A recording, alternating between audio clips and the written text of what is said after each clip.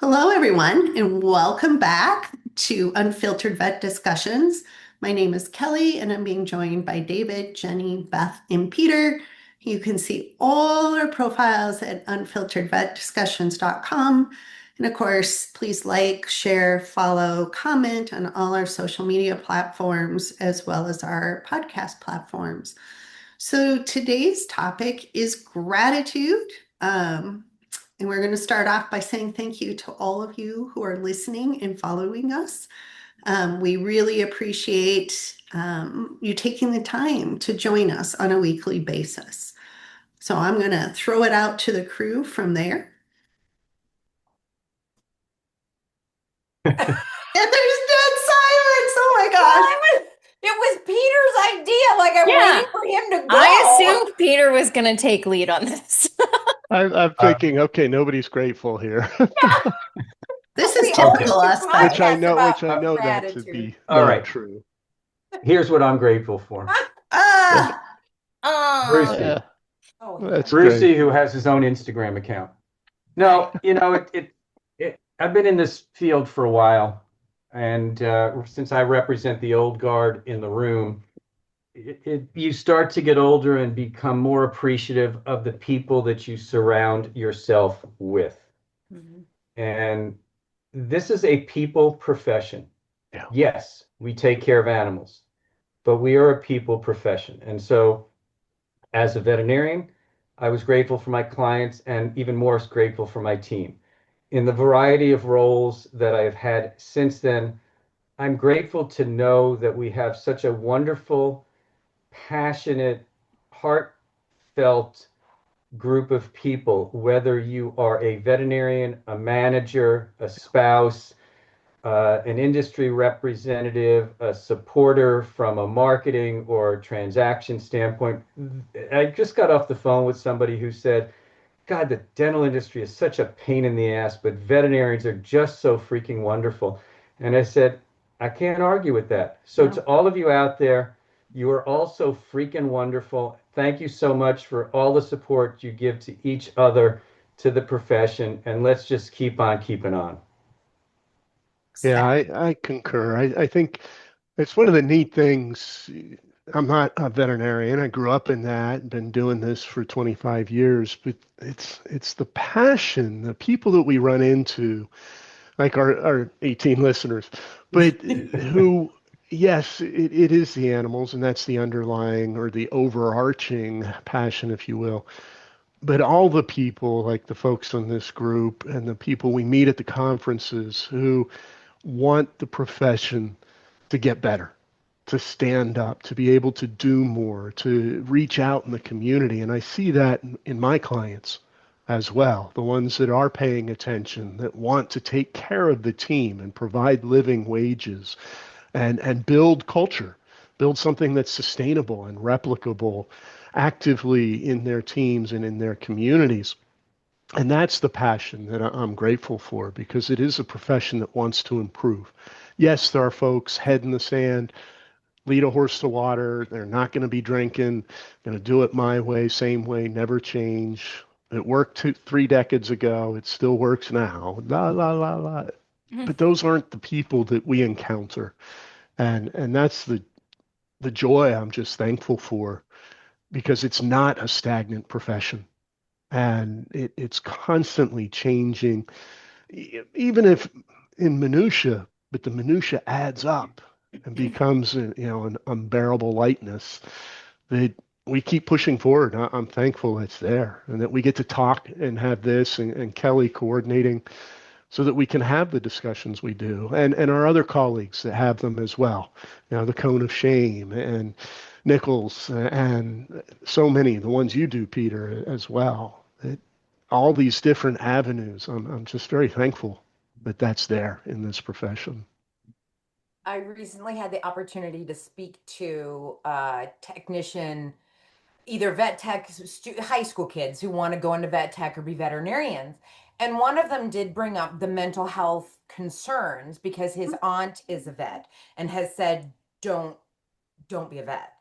And he said, what's your opinion on that? And I said, if you had asked me 10, 15 years ago, we weren't talking about these issues. We were, putting our head in the sand. I said, but now I go to conferences and there's so many talks about how to take care of yourself, how to, you can't pour from an empty cup, right? Like all of these great ideas, and we're aware of it. And I said, I really have a lot of hope for the future and where we're going, and that it's going to be better when these high school kids in 8, 10, 12 years are in this profession.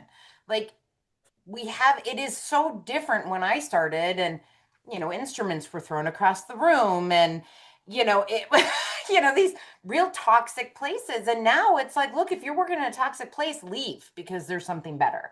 Because you're right, both of you are right, that we're trying to make it better.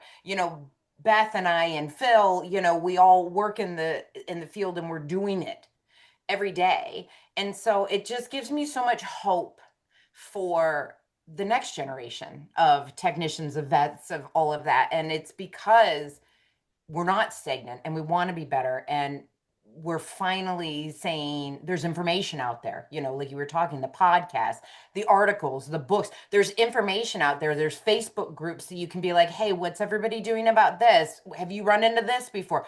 It just feels less alone than it used to. And I think that's just a beautiful, beautiful thing. And Yeah, there's that a was, lot of people that are still alone, and we need to keep reaching out. The work's not done. We got a long way to go, Yeah. but there's a lot that are coming through.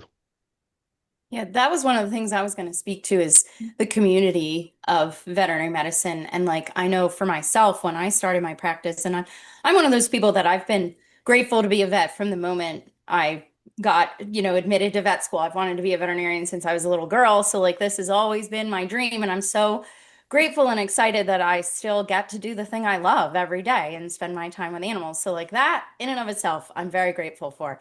But I was very alone in the beginning when I started my practice. I was so overwhelmed and burnt out and miserable and just Yeah. like, should I sell my practice? And I feel like since then, I joined a couple communities and groups and started going to conferences and have been able to participate in opportunities like this, which I'm so grateful for, to help build a community so you don't feel alone, because I think that's part of the reason that people lose their love of this field is by feeling alone or feeling like their problems are only theirs. And I think the community that is veterinary medicine that continues to grow is like a huge part of reinvigorating what is vet med for people and bringing back the joy that is being a veterinarian or being in this field, being the support staff, any aspect of it. I think having a community around you is just something that makes such a big difference for your mental health and just for vet med in general. And that's something I'm personally has helped me. And then also grateful to be a part of, like with all of you amazing people, to be able to have our 18 listeners maybe get something from what we talk about. Because if we help even one person, totally worth it to have done it. Totally worth it. Yep. Yeah. The Mhm. other And thing like Phil likes to remind us, sorry, Jenny, no, but you're just fine. having that gratitude in and of itself, whatever your situation is, if you can find, and we try this with, our boys who are immersed in being freshmen at a college where they don't know anyone. It's like, okay, don't focus on the negative. Focus on what you can appreciate, what you're grateful for. And it's a reminder. I try and remind myself going to bed, waking up in the morning, what am I grateful for today? Because it does make a difference having Totally. that gratitude, even for the office cats that come through and annoy me. But yeah, I'm grateful they're here. It's a little thing sometimes. I was going to say to that point, David, is that this time of year we get very overwhelmed, I think, a lot. And, there's a lot going on in the holidays. And I know that some veterinary clinics, a lot of veterinary clinics get a lot of goodies around Christmas, or even Christmas cards, which are kind of becoming a thing of the past. And I tell my team all the time, every time you get a Christmas card, every time we get a plate of cookies, or we have rum balls that are so strong that we have to wait until after work to eat them, that we get every year. But I'm like, this is someone taking time to think of us during this time. they are grateful for the veterinary field. Peter, what you said about, other people look at this field and say, oh, they're so nice and they're so kind and they're so caring. And, I'm not going to say dentists are miserable because my dentist is actually really nice, but we are looked at as a very giving and loving and empathetic profession. And so when we get these little goodies around Christmas time, don't just be like, same old coffee cake every year that Mrs. Smith makes for us. That's something that they made and they thought of us, even if it is something from like Harry and David or, one of those things that's prepackaged. It's a thought that somebody has during their very busy season to say thank you. And we need to feel grateful for them, because without our clients, without our patients, who are we? What do we do? Yeah. We're, just a bunch of people who want to give and have no one to give to. So we really need to be grateful for those really awesome clients who trust us and who are part of our family and who we are a part of their caregiving team for their pets. Like, to me, that is such an amazing experience, that we really are not just a team with our team members and our fellow vets and our veterinary industry, but with our clients and our patients to make them live the best, happiest, longest possible life that they can. And that's a gift. That's such a gift. So I want to be grateful for Kelly for hosting this and give her the last word. Oh, Yes, I get the Jazz last word hands. today, right? Well, I'm grateful for all of you in the room and Phil, who's not here. We're grateful for you, Phil. We are, Yes, if we you're are. listening. Yay, Phil. Very much. Um, Look forward to seeing you in person at VMX coming up. I'm grateful for all our listeners, the opportunity, the friendships that we make, all of you in the room, because we all jive the same way. We care, but we also want to care and make somebody else's life better as well.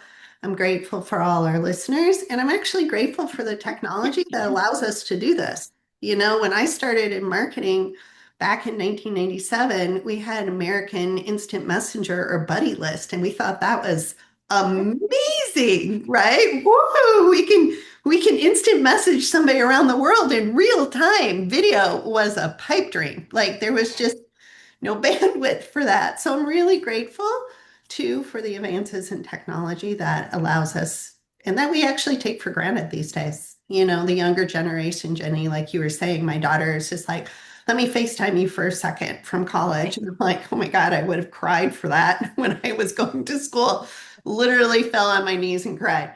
So thank you, everybody. We're going to wrap up this mushy gratitude moment, and we really encourage you to take a moment for gratitude as well. And maybe if you've listened all the way to the end of this podcast, find 3 things you're grateful today and tell somebody else.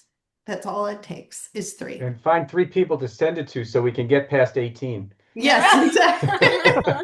we have a little more than 18, don't we? Yes, we have a little more than 18. Yeah. All right. Thank you, everybody. Thank you all. We'll We catch love you our next listeners. time.